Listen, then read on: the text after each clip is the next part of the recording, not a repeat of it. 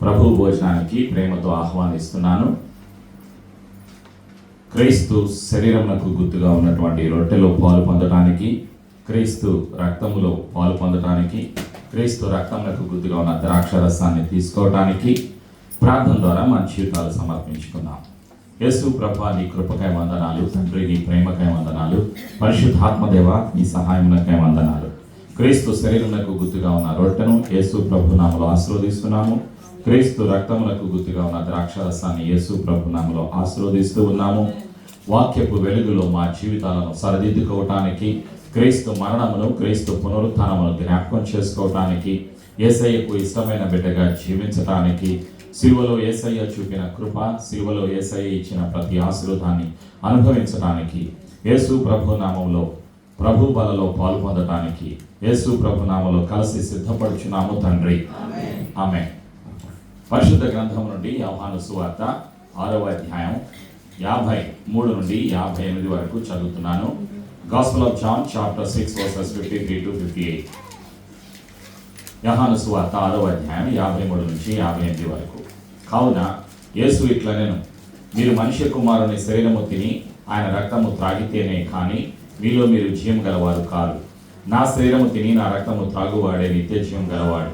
అంత్యదినమున నేను వానిని లేపుదును. నా శరీరము నిజమైన ఆహారమును, నా రక్తము నిజమైన పానమునై ఉన్నది. నా శరీరము తిని నా రక్తము త్రాగువాడు నా యందును, నేను వాని యందును నిలిచియుందును. జీవము గల తండ్రి నన్ను పంపెను కనుక నేను తండ్రి మూలముగా జీవించుచున్నట్టే నన్ను తినువాడును నా మూలముగా జీవించును. ఇదే పరలోకం నుండి దిగి వచ్చిన ఆహారం. పితరులు మన్నాను తిని చనిపోయినట్టు కాదు, ఈ ఆహారము తినువాడు ఎల్లప్పుడూ జీవించునని నిశ్చయముగా మీతో చెప్పుచున్నాను. నేను క్రీస్తు వారి వాక్యం మన జీవితంలో ఆశ్రయించబడను గాక. ఆమేన్. రెండవ భాగము కొరింథీ సంఘానికి పౌలు గారు రాసిన మొదటి పత్రిక 11వ అధ్యాయం 23 నుంచి 30 వరకు చదువుతున్నాను. Second passage is found in the book of Corinthians, Paul's first letter to Corinthians, chapter 11 verses 23 to 38. నేను మీకు అప్పగించిన దాన్ని ప్రభు వలన పొందితిని. ప్రభు అయిన యేసు తాను అప్పగింపబడిన రాత్రి ఒక రొట్టెను ఎత్తుకొని కృతజ్ఞతాస్తుతులు చెల్లించి దానిని విరిచి, ఇది మీ కొరకైన నా శరీరము, నన్ను జ్ఞాపకం చేసుకున్నట్టుగా దీన్ని చేయడని చెప్పాను. ఆ ప్రకారమే భోజనమైన బెమ్మట ఆయన పాత్రను ఎత్తుకొని, ఈ పాత్ర నా రక్తము వలన నైన క్రొత్త నిబంధన, మీరు దీనిలోని త్రాగునప్పుడల్లా నన్ను జ్ఞాపకం చేసుకున్నట్టుగా దీన్ని చేయడని చెప్పాను.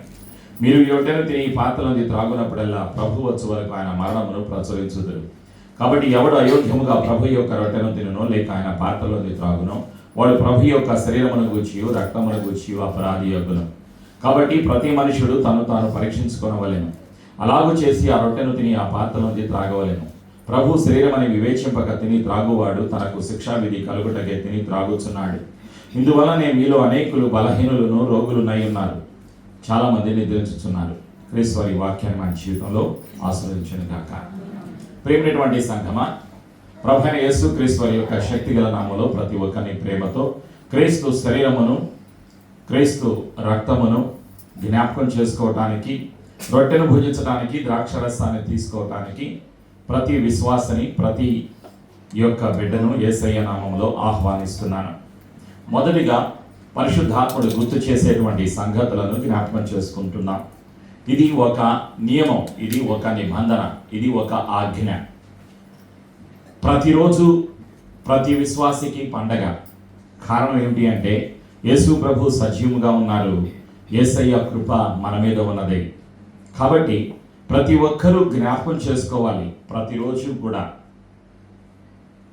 ఏమిటి అంటే క్రీస్తు మరణమును, క్రీస్తు పునరుత్థానమును. పరిశుద్ధాత్ముడు గుర్తు చేస్తున్నటువంటి సత్యం ఏమిటి అంటే నన్ను జ్ఞాపకము చేసుకొనుటకై దీనిని చేయుడని చెప్పాను. క్రీస్తు రక్తానికి గుర్తుగా ఉన్నటువంటి ద్రాక్షారసాన్ని, క్రీస్తు శరీరమునకు గుర్తుగా ఉన్నటువంటి రొట్టెను భుజించటము అన్నది ప్రతి విశ్వాసి యొక్క బాధ్యత. ఇది ఒక ఆజ్ఞ. రాకడ సమయం వరకు నీవు నేను జ్ఞాపకం చేసుకోవాలి. యేసు ప్రభు నీ కొరకు మరణించారు, నా కొరకు మరణించారు, సమాధి చేయబడ్డారు, తిరిగి లేచారు. యేసు ప్రభు మరణించకపోతే మానవ జాతికి విమోచన లేదు, రక్షణ లేదు. జీవము లేదు. ఈరోజు మనం సజీవంగా ఉన్నాం, రక్షణ కలిగి ఉన్నాం యేసయ్య కృప ద్వారా. కాబట్టి జ్ఞాపకం చేసుకుంటూ క్రీస్తు శరీరంలో, క్రీస్తు రక్తంలో ప్రతి విశ్వాసి కూడా పాలు పొందాలి.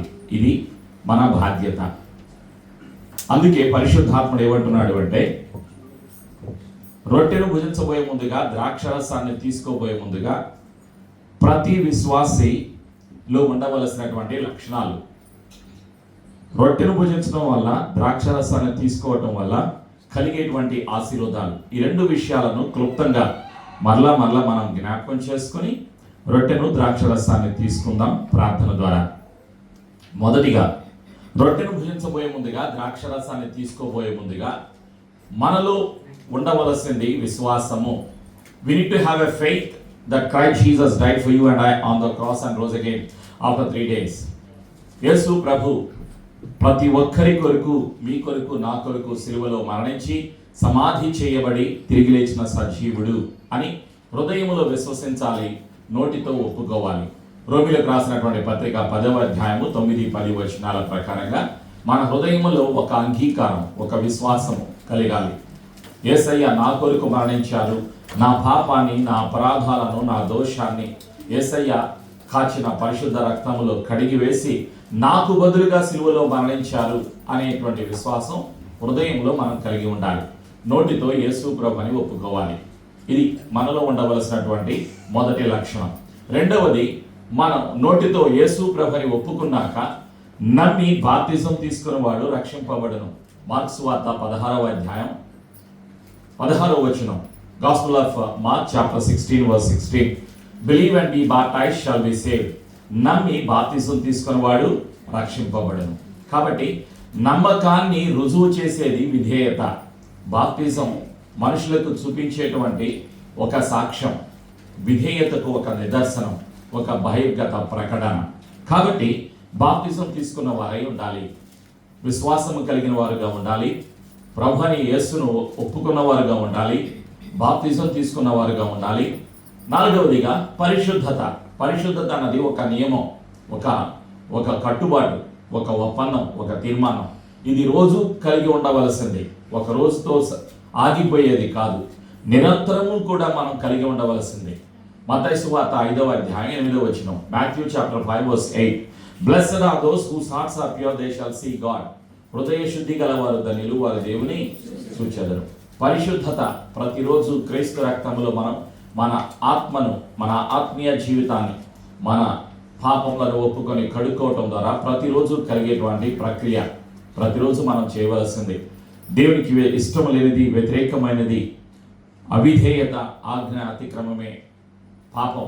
ప్రతిదీ కూడా ఒప్పుకొని విడిచిపెడుతూ మనల్ని మనం కట్టుకుంటూ ఉండాలి. ఈ విధంగా చేస్తూ మనం క్రీస్తు ప్రేమను పొందుతూ, ఆయన ప్రేమగల దేవుడు, పరిశుద్ధాత్మ ద్వారా తండ్రి ప్రేమను మనం పొందుకుంటూ, ప్రేమను ప్రకటిస్తూ, ప్రేమను మనం చూపిస్తూ, క్రీస్తు శరీరమునకు గుర్తుగా ఉన్న రొట్టెలను, క్రీస్తు రక్తమునకు గుర్తుగా ఉన్న ద్రాక్షరసములో పాలు పొందాలి. ఇది నియమం. First of all, we need to have a faith to participate in the Lord's Supper. Secondly, you and I need to confess through our mouth that Jesus is Son of God, Jesus is Lord. Thirdly, you and I need to be baptized to participate in the Lord's Supper. Fourthly, we need to be holy because Christ is holy. Finally, you and I need to receive the love, to show the love and to fulfill His word in our lives. ప్రేమైనటువంటి సంఘమా, కలిగేటువంటి ఆశీర్వాదాలు, క్రీస్తు శరీరాన్ని, క్రీస్తు రక్తాన్ని ఒక విశ్వాసి విశ్వాసముతో, విధేయతతో, పరిశుద్ధతతో తీసుకోవడం ద్వారా కలిగేటువంటి ఆశీర్వాదాలు. యోహాను సువార్త 6వ అధ్యాయం 53లో ప్రభు సెలవిస్తున్నాడు, నా రొట్టెను తిని ఈ పాత్రలోని త్రాగువాడు నిత్య జీవము కలిగి ఉండును. He that eats the bread and drinks from this cup shall receive the eternal life. నిత్య జీవము కృప ద్వారా కలిగి ఉంటాం. డబ్బుతో మనం వస్తువులు కొనుక్కోవచ్చు. ఈ బట్టలు, బంగారం, లోకములో ఉన్న ఇళ్ళు, వస్తువులు అన్నీ కొనుక్కోవచ్చు. కానీ పరలోకాన్ని మానవుడు కొనలేడు, రక్షణను కొనలేడు, ప్రేమను కొనలేడు, కృపను కొనలేడు, నిత్య జీవాన్ని కొనలేడు. ఈ లోకములో మనిషి డబ్బుతో కొనగలిగేవి, మనిషి కలిగి ఉన్న ధనముతో పరలోకాన్ని మానవుడు కొనలేడు. కృప ద్వారా మానవుడు రక్షణ కలిగి ఉన్నాడు. యేసయ్య కృప ద్వారా నీవు నేను రక్షణ కలిగి ఉన్నా. మనలో ఉండవలసింది విశ్వాసం. కృప సార్థకం, కృప పనిచేస్తుంది విశ్వాసము ద్వారా. విశ్వాసము లేకపోతే కృపలో స్థిరత్వం ఉండదు. మనలో ఉండవలసింది విశ్వాసం. ప్రభు తన కృప ద్వారా మనకి రక్షణ అనుగ్రహించారు. కాబట్టి ఇది ధన్యత, ఇది మన క్రియల వలన కలిగింది కాదు. కాబట్టి నీవు నిత్యము మన సంతోషానికి అర్హులం. నిత్య సంతోషానికి అర్హత క్రీస్తు రక్తము ద్వారా విశ్వాసి కలిగి ఉన్నాడు.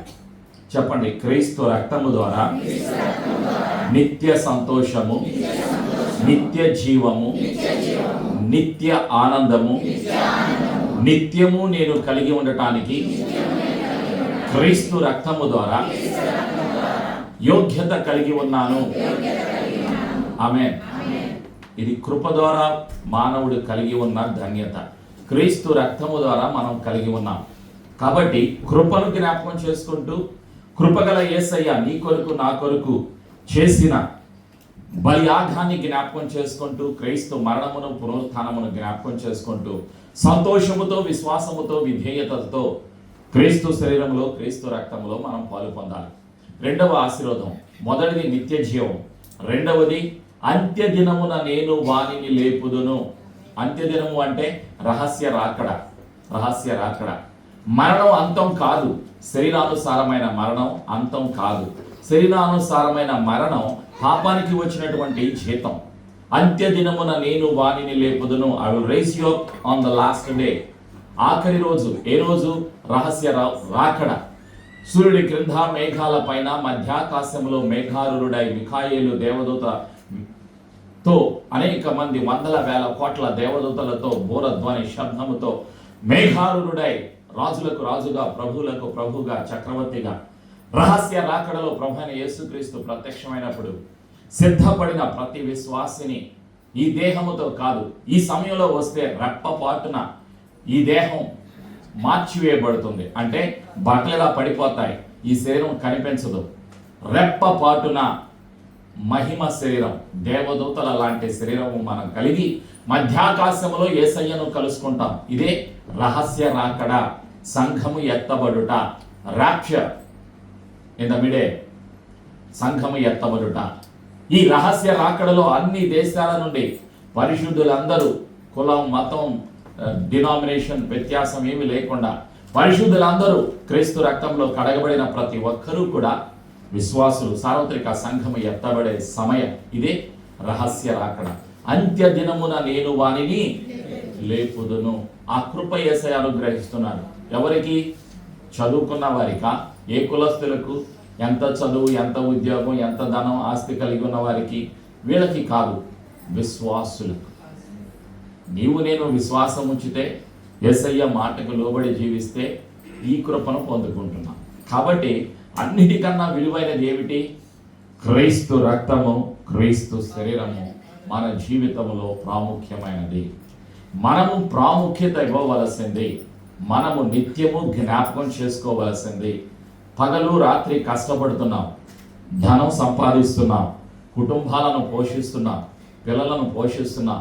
నీ పిల్లలకు తెలుసా నీ కష్టం, నీ ఆకలి, నీ బాధ, నీ దుఃఖం వాళ్ళకి తెలుసా? తెలియదు. కళ్ళతో చూసినా కూడా నీ లోపల ఉన్న సమస్య తెలీదు. కళ్ళకు కనిపిస్తున్న బట్టలే కనిపించేది, కళ్ళకు కనిపించేది అబుదాబి, దుబాయ్, ఇక్కడ ఉన్నటువంటి బిల్డింగులు ఇవన్నీ. కాబట్టి కళ్ళకు కనిపించని శాశ్వతమైన ఆశీర్వాదాలు యేసయ్య కృపలో మనకు అనుగ్రహించారు. మూడవ ఆశీర్వాదం ఏమిటి అంటే 56వ వచనం ప్రభు సెలవిస్తున్నటువంటి మాట. యోహాను సువార్త 6వ అధ్యాయం 56వ వచనం.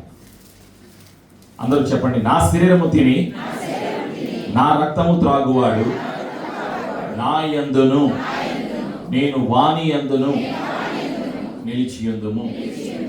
ఆమేన్. నీ ధైర్యం ఏమిటి? ఆలోచన చేయి.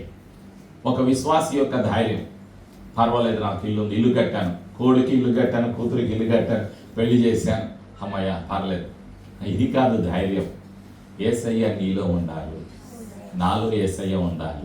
ఉన్నారు, చెప్పండి. యేసు ప్రభువు నాలో ఉన్నారు. ఆమేన్. పదాలు తిరగటల్లా. ఆఫ్రికాలో ఉండి అక్కడ భోజనం తిన్నాక నాలుక కొంచెం ఆఫ్రికాకి అలవాటు పడిపోయింది. తర్వాత చెప్తాను ఏం తిన్నాను. యేసయ్యకు స్తోత్రం. అది మన ధైర్యం. ఏంటయ్యా ధైర్యం అంటే, నువ్వు ఎలా ఉన్నావు, ఇన్ని అప్పులున్నా, ఇన్ని కష్టాలున్నా, ఈ సమస్యలు అంటే, యేసయ్య నాలో ఉన్నారు. చెప్పండి. యేసు ప్రభు నాలో సజీవునిగా నివసిస్తున్నారు.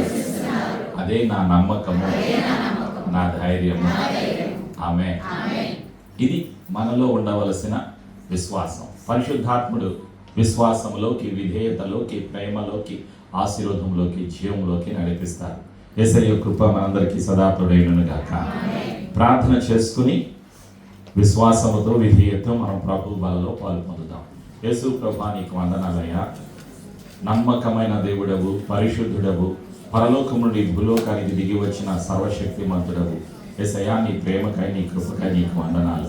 క్రీస్తు శరీరమునకు గుర్తుగా ఉన్న రొట్టెను భుజించడానికి, క్రీస్తు రక్తమునకు గుర్తుగా ఉన్న ద్రాక్షరసాన్ని తీసుకోవటానికి ధన్యత మానవ జాతికి, విశ్వాసులకు, నాకు అనుగ్రహించావు. నీకు వందనాలు. పునరుత్థాన దినాన పరిశుద్ధ సంఘముగా కలవటానికి, క్రీస్తు రక్తంలో కడగబడిన, విమోచింపబడిన విశ్వాసిగా నీ సన్నిధికి రావటానికి కృప చూపావు. నీకు వందనాలు. రొట్టెను ద్రాక్షరసాన్ని యేసయ్య నామములో ఆశీర్వదిస్తున్నాం. శరీరాశ, నేత్రాశ, జీవపు డమ్మము నిమిత్తమై, తల్లిదండ్రులు చేసిన పాపము నిమిత్తమై, పితరులు చేసిన పాపము నిమిత్తమై, మేము చేసిన అపరాధములు, పాపముల నిమిత్తమై క్షమాపణ అడుగుచు, యేసు రక్తంలో మా పాపములను కడిగినందుకు వందనాలు తెలియచేస్తూ, క్రీస్తు మరణమును, పునరుత్థానమును జ్ఞాపకం చేసుకుంటూ, విశ్వాసముతో, విధేయతతో, పరిశుద్ధతతో, పరిశుద్ధాత్మతో మా యొక్క జీవితాన్ని సరిదిద్దుకుంటూ, వాక్యపు వెలుగులో నేను పరీక్షించుకుంటూ, క్రీస్తు శరీరమును, క్రీస్తు రక్తమును పాలు పొందటానికి, రొట్టెను ద్రాక్షరసాన్ని తీసుకోవటానికి మమ్ములను సిద్ధపరుస్తున్నందుకు వందనాలు. యేసు ప్రభు నామములో రొట్టెను ద్రాక్షరసాన్ని ఆశీర్వదించి, యేసు ప్రభు నామములో భుజించడానికి, త్రాగటానికి యేసు నామములో సిద్ధపరచున్నాము తండ్రి.